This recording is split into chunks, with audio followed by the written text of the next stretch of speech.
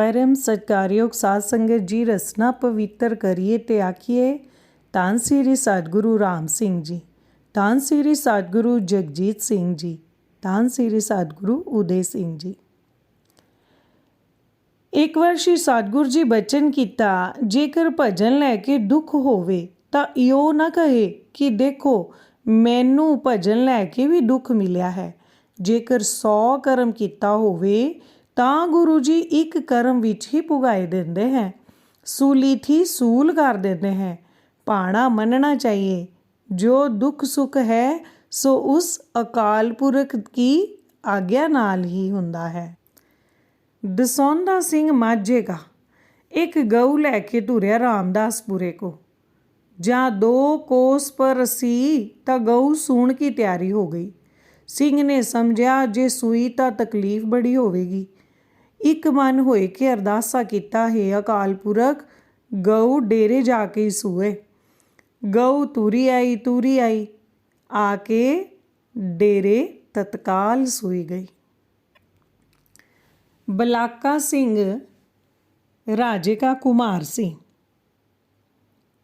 जिला गुजरांवाला राजे का कुमार सी। उसने छोटी अवस्था विखे सुनिया होया सी जो एक सिंह सणे पऊए बिना बेड़ी चनाओ लंघ आए सी। ये बात याद रखी उन्हें। वड्डा होके रामदासपुरे साहिब नूं आया, सतगुरु जी का दर्शन करके बैठा। अर्ज कीती, जी तुसी सणे पऊए बिना बेड़ी दरिया लंघ आए सी। दीनानाथ जी बचन किया, मैं नहीं कोई होर होवेगा। सिंह ने कहा, जी तुहाडे बिना कौन लंघण वाला है। बचन होया, नाम जप के भावें कोई लंघ जावे। सुन के निश्चा हो गया, जिसदा बचन सुनिया सी उस नूं प्रतख देख लिया है। धन 12वें गुरु हैं, कलू काल विखे जाहर कला प्रगट होई है। जियां नूं माया दा पर्दा पा के अपना आप छुपाए बैठे हैं। ये तां आप अविनाशी ठाकर हैं। एक समय सतगुरु जी अपनी लीला खेडते हुए चनाओ उपर जाए निकले। अगे मलाह ने बेड़ी छड्डी हुई सी। बचन किया, बेड़ी मोड़ के मैनू भी चढ़ाए लवो। अगे से मलाह ने कहा, असी तेरे खातर बेड़ी खड़ाए छड्डनी है। बहुत काली है तां पानी दे उत्तों ही दी लंघ जाओ। जे बहुत काली है तो पानी दे उत्तों ही दी लंघ आओ। इतनी सुनते ही सतगुरु जी विच दरिया दे पऊआं सने लंघ आए, जिस तरह धरती ते चलीदा है। मलाह देख के आश्चर्य ही रह गए। अगे वजीराबाद में एक बाग सी, कुत्तियां वाला करके सददे सन। उसमें जाए वड़े। सिपाही पत्तन से ही मगर लगे हुए सी। उन्होंने हुलिया लिख लिया सी, मगर आए गुरु जी के। गुरु जी उत्थों ही गुप्त होए गए। उन्हां सिपाहियां बहुत लोकां नाल हुलिया मिलाया, किते मिले ही ना। अंग्रेज़ां ने भी सारे हुलिया मिलाया, किते ना मिले। रामदासपुरे साहिब आए मिलिया। सुन के फरंगी ने जानिया जो जरूर करामाती है। ऐसी परमेश्वर बिना कौन कर सकता है। बिना बेड़ी दरियाओ लंघ जान का चर्चा आम लोकां में फैल गया। ऐसे चर्चा दे शब्द नाल बलाका सिंह आया था। एक जनाना शरीर आया, 2 गहने भेटा धरे। दीन दयाल जी उसके गहने मोड़ दिए। बचन होया, कल नूं कहेंगी मैं गहने राम सिंह नूं दे आई हाँ। अंग्रेज फड़ के लै जाणगे तां किनू पुछेंगी। कोलो ब्रह्मा सिंह महंत ने कहा कि सच्चे पातशाह जी आपको कौन लै जाण वाला है। बचन किया, बिल्ले तैयार हैं मैनू हथ पाउण नूं। एक सिंह ने 225 रुपया मत्था टेकिया। बचन होया, कैसा है ये रुपया। कहा कि जमीन बेची है। बचन होया, क्यों बेची है। कहा, जी तुसी आख्या है तां बेची है। बचन होया कि मैं नहीं तेनू क्या कि दृष्टांत में मैनू कहा है। चरना नाल सारे रुपये दूर मारे।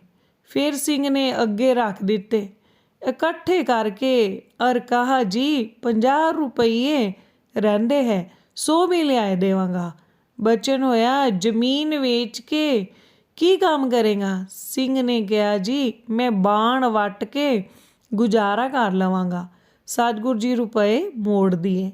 ਬਚਨ ਕੀਤਾ, ਧਰਤੀ ਸਾਰੀ ਸਫਾ ਹੋ ਜਾਵੇਗੀ, ਧਰਤੀ ਕੀ ਗਰਦ ਉੱਡ ਜਾਏਗੀ, ਸਵਾ ਸਵਾ ਹੱਥ ਦੇ ਜੋ ਬਾਂਸ ਸੁੱਟੇ ਜਾਣਗੇ ਤਾਂ ਤੂੜੀ ਹੋ ਜਾਵੇਗੀ, ਪਿਪਲਾ ਕੇ ਟੰਡ ਮੁੰਡ ਰਹਿ ਜਾਣਗੇ। ਗਿਆਨੀ ਸਿੰਘ ਨੇ ਪੁੱਛਿਆ, ਜੀ ਰਾਮਸਰ ਕਾ ਕੀ ਮਹਾਤਮ ਹੈ? ਬਚਨ ਹੋਇਆ, ਇਹੋ ਹੀ ਵੱਡਾ ਤੀਰਥ ਹੈ, ਸਰਬ ਤੀਰਥਾਂ ਦਾ ਮਹਾਤਮ ਹੈ ਇਸ ਤੀਰਥ ਵਿੱਚ। ਇੱਕ ਦਿਨ ਹਰਨਾਮ ਸਿੰਘ ਘੋੜੀ ਮਾਰਤੇ 2 ਸਿੰਘ ਹੋਰ ਰਾਮਦਾਸੀਏ ਕੇ ਬਿਸਤਰੇ ਪਰ ਜਾਏ ਬੈਠੇ। ਸ਼੍ਰੀ ਸਤਿਗੁਰੂ ਜੀ ਦੇਖ ਕੇ ਹਰਨਾਮ ਸਿੰਘ ਨੂੰ ਕੁੱਟਿਆ ਤੇ ਬਚਨ ਕੀਤਾ, ਤੁਸੀਂ ਸੰਗਦੇ ਨਹੀਂ ਹੋ, ਧਰਮ ਵਿਗਾੜਦੇ ਹੋ। एक बार फिरोजपुर आए, दर्शन दिया, निहाल सिंह के उतरे, सब सिंह आए मिले, बड़ी खुशी हुई। जेल खाने का दरोगा भी आया दर्शन करने को। पूछा, गुरु जी यह कौन है? सिंह कहा, जी ये दरोगा है जेल खाने का। अगले दिन दरोगे थी पूछा, साडे सिंह हैं जेल खाने विच? उसने कहा, जी मन्ना सिंह तो बीमार है, कई दवाइयाँ कीतियां हैं, राजी नहीं हुंदा। श्री सतगुरु जी पतासा सीत प्रसाद करके दिता। बचन किता, मन्ना सिंह को छकाए दे, राजी हो जाएगा। दरोगे ने पतासा मन्ना सिंह को दिया, छकदे सार ही राजी हो गया। कैदी कहन, इन्हां नूं सतगुरु जी दर्शन देणगे तां असीं भी दर्शन करांगे। ਸਿੰਘਾਂ ਦਾ भी संकल्प होया कि दर्शन होवे सानू सतगुरु जी का। अगले दिन दरोगा नाल ले आया सतगुरु जी को। जेल खाने के बीच मन्ना सिंह ने मत्था टेकिया। बचन होया, तेनू जो कहा सी रामदास पूरे रखना है, तू ना जा। मन्ना सिंह ने कहा, जी इत्थे दान पानी छकना सी, इस करके बचन मन्निया ही नहीं गया।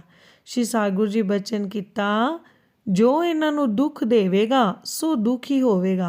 दरोगे ने कहा, जी असी तां सौखे रखे हुए हैं। मुकत सरो रूपाणे सिंह लै गए सिख, बड़ी खुशी हुई। जो ब्राह्मण थे सो भी आए।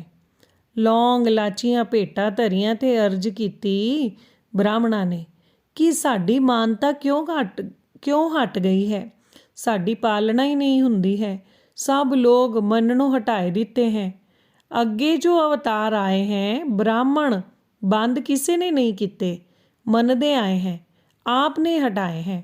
श्री सतगुरु जी बचन किता, तुसी हुक्का पीना ते कंजरी नचाउणी, धी दा पैसा लैना, ये तीने चीज़ां छड्ड दिओ तां असीं भी मान लवांगे, अपने ब्रह्मचर्ज पर चलो। ब्राह्मणा ने कहा कि ये तीने चीज़ां असीं नहीं छड्ड सकदे, ਇਹ ਤਿੰਨੇ ਚੀਜ਼ਾਂ नहीं छुटदियां। बचन होया, असी भी मानते नहीं जे तुहाडों नहीं छुटदियां। ब्राह्मण चुप कीते चले गए। सारे आख लिए धन श्री सतगुरु राम सिंह जी।